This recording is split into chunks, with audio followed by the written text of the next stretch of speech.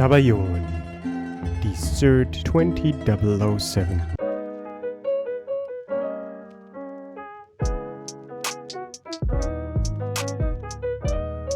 Basically, a Sabayon is a custard with eggs and sugar as base. You can start with the eggs and put sugar into the eggs, or you can do it the other way around. You can take the whole eggs, like I did here with the first Zabaione, which is an alcohol-free Zabaione. Here I added the sugar to the entire eggs. I added some more milk scented with vanilla to the sugar egg mixture, alcohol-free variant, all while whisking it on the water bath bain-marie.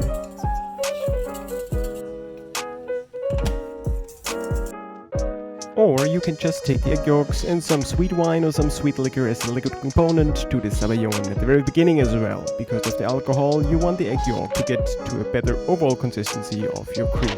It's basically the two ways how you can make a classic Sabayon. As you can see, both variants, as well as both methods, work great, and if you whisk thoroughly and patiently, it will get you a great consistency. Let's get started with the step-to-step instructions on how to make a Sabayon. Now you already know how to make the classic Sabayon. I'm going to show you a third recipe, so by the end of this YouTube video, you will have learned 3 variants of this Italian dessert classic. Sound good? Then please give it a thumbs up. So let's make some Redwine Zabaglione with pears. And what goes amazingly well with pears and red wine? Exactly, cheese. I got a beautiful old Gruyere cheese here from Gruyere, Switzerland. Raw milk cheese, Le Gruyere. Aged 3 years, in which it formed a very aromatic natural rind. Eating the cheese rind with this one is a very pleasant eating experience. That's delicious. I should make a tasting show, not a cooking show on YouTube. Cheers. The red wine is a little bit too sweet for me, but that's just great for a Zabaione. Now when it comes to Sabayon, consistency is everything. That's why I experimented here with 3 different variants and methods. The consistency is much less solid than a custard that you would use to put on a pie and certainly a lot like a pudding. Be careful on the sugar side. I made a mistake to add too much sugar. The first time the vanilla gave it an extra punch of sweetness, the second time the sweet liquor elevated the sweetness, and the third time the pears that we see here were quite sweet. Although I was quite generous with the Williams pear schnapps. Enough of the tasting already, let's start with preparing the pears.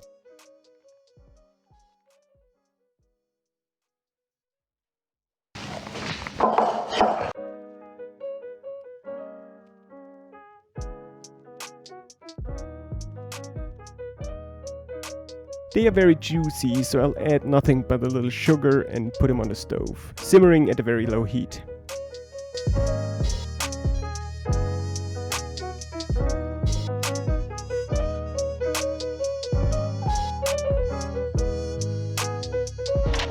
For the Sabayon, it's like the classic variant, but with red wine instead of the masala.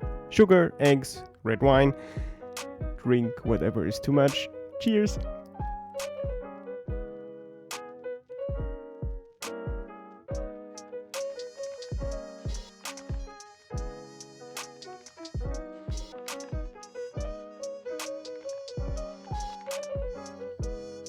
Now add some starch, Bartlett pear or Williams pear brandy, and add it to the pears on the stove to thicken the pear juices.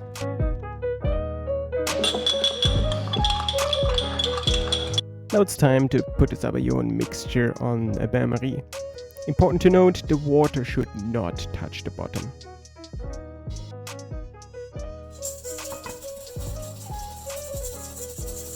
Add some cassis to get more interesting flavors, round off the taste, and then whisking until the yellow mixture gets white and fluffy.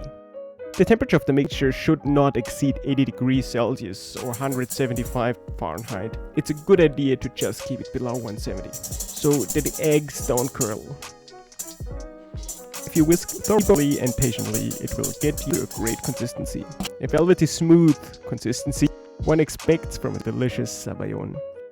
You want to get it from a yellowy, eggy mix to a white, velvety smooth.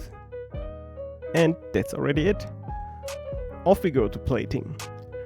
Traditionally, Sabayon is served in a wine glass. Buon appetito!